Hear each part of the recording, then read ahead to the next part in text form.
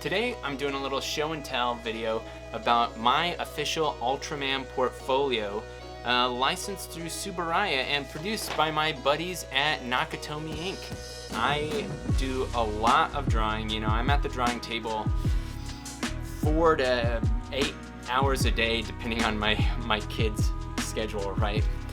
And I've got YouTube on, I'm streaming shows, I'm streaming anime, and I got really into the original Ultraman series. I was pretty new to the tokusatsu world, right? And after doing a little bit of fan art, I was approached by my friends over at Nakatomi, my buddy Tim Doyle, who owns the print shop Nakatomi and is also like a fantastic screen print poster artist in his own right, contacted me and said, hey, Tsuburaya reached out to me with the opportunity to do some official Ultraman screen prints.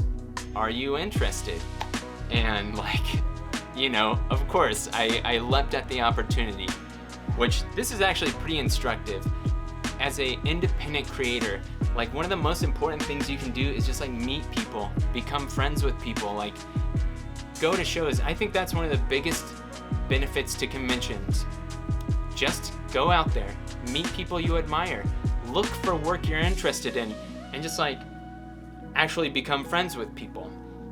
Building up a network organically, because remember, I didn't ask to get to do Ultraman work, even though I was a fan. Tim came to me, and it was because we're buddies, because I had done work with him. I printed a billion screen print posters with and through Nakatomi, both that Nakatomi hired me to do for bands or licenses, and also just stuff that I had paid them to print.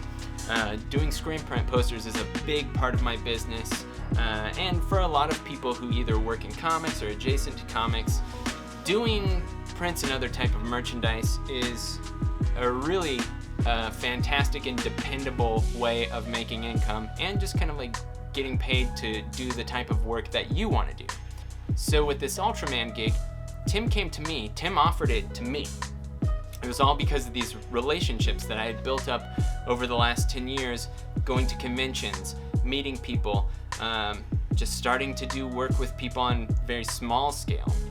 And the Ultraman license was actually really super easy to work with. Tsuburaya basically just said, we want to see your idea. So I was able to pitch Tsuburaya on doing a few different designs and ideas, and the one they ended up going with was this screen print portfolio. So this is just the envelope. It's a screen printed envelope, and if you order it off Nakatomi's website, that actually comes in a screen printed cardboard box, which I love. The package is so cool. Once you open it up, you'll see the signature plate that's signed by me and numbered out of 50. This one's an artist's proof, which is why it has AP here. AP just stands for artist proof. Then we have the man himself, Ultraman. I wanted this portfolio to have a bit of a streetwear vibe, so I decided to go with a really simple portrait style composition with super bold, bright, saturated colors with a logo and pattern treatment like you might see from a Gucci or something like that. Tsuburaya kind of just let me do my own thing here as long as I stayed on model. Since all of the pieces in the portfolio were screen printed, I was also able to use quite a bit of specialty inks. I used metallic silver here. Each print has 6 color layers, 4 Pantone colors, a 30 to 40% transparent black layer, which I use for the patterns and shadows, and the 100% black layer that I use for line art. Now, Bimmular is one of my favorite kaiju. I just love this weird freak. Look at this weird guy. I love a monster that looks both menacing and also kind of goofy at the same time. And for me, just Bimmular has the perfect balance of that. We've got metallic gold with Bimmular, similar to the Ultraman.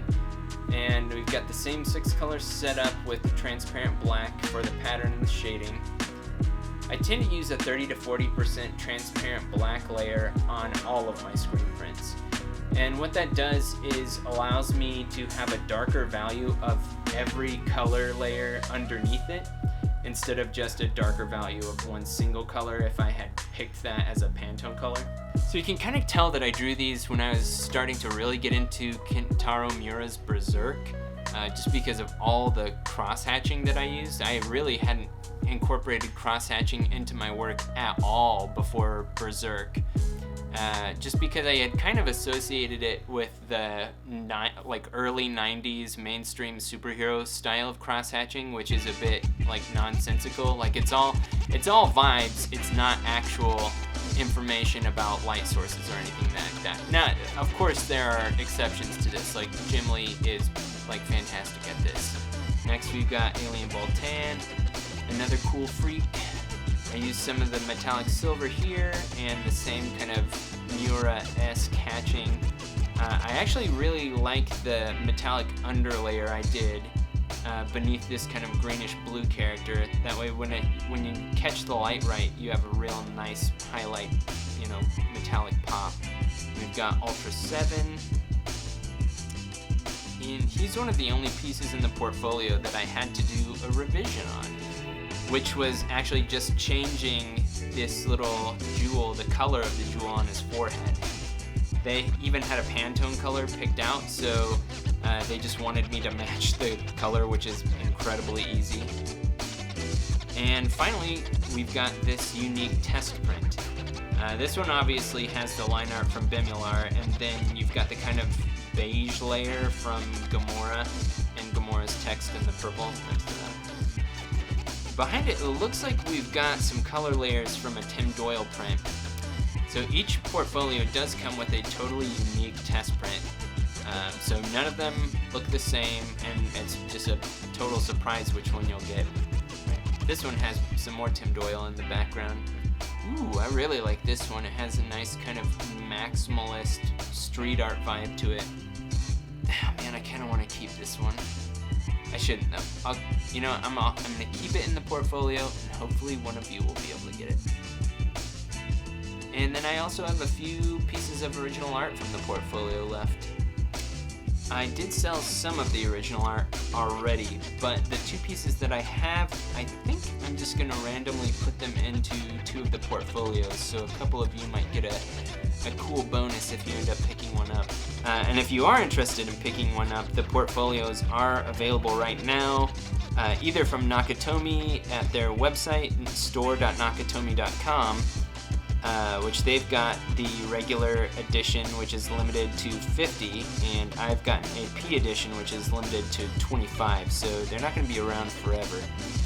But I'll also have some of these with me at conventions this spring in 2024. I'm going to be at Emerald City Comic Con in Seattle in March, then I'll be in Chicago for C2E2 in April, and in Atlanta, Georgia for MomoCon in May.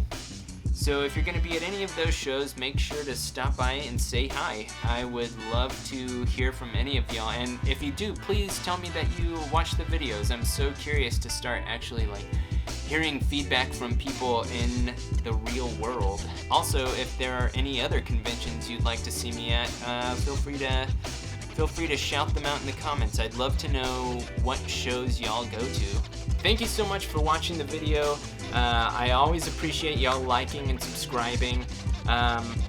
If you want to follow me on any of my social media sites, I'm at Robert Wilson IV, just like pretty much everywhere, and robertwilsoniv.com. I really appreciate y'all. Keep drawing. Goodbye. Snarlagon, baby. It's Andrew McLean. What a cool artist. And a cool dude.